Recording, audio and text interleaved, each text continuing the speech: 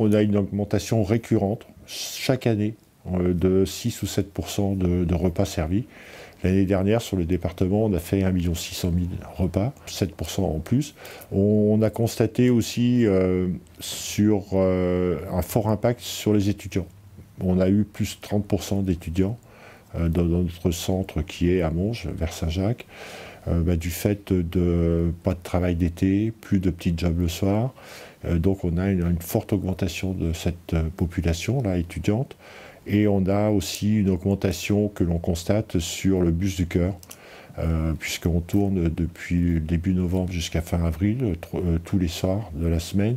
Et là, on constate qu'on a une population de personnes âgées qui arrivent et aussi de familles qui sont maintenant dans la rue. Je pense qu'il y a les deux phénomènes, c'est-à-dire que c'était la conjoncture qui était difficile, et puis c'est vrai que la crise du Covid a peut-être exacerbé ces personnes les plus démunies.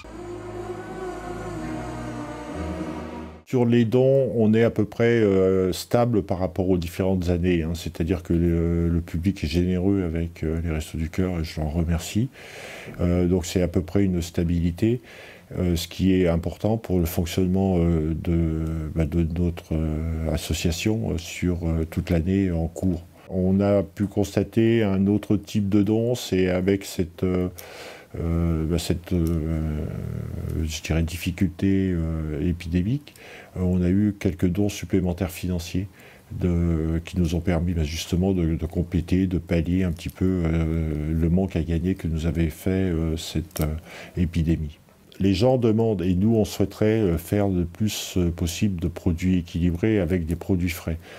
Bon, le but de la collecte, ce n'est pas les produits faits, puisque les produits frais sont périssables, donc c'est vraiment des produits standards, ce qui pourrait nous permettre à nous de dégager de temps et puis un peu plus de financier sur les produits frais.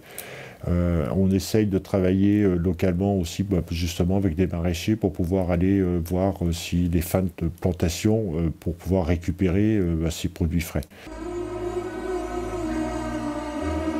Le Covid nous a fortement impactés. Nous étions 800 bénévoles, on n'est plus que 650. Donc on cherche bien sûr des bonnes âmes, des gens qui ont envie de donner un petit peu du temps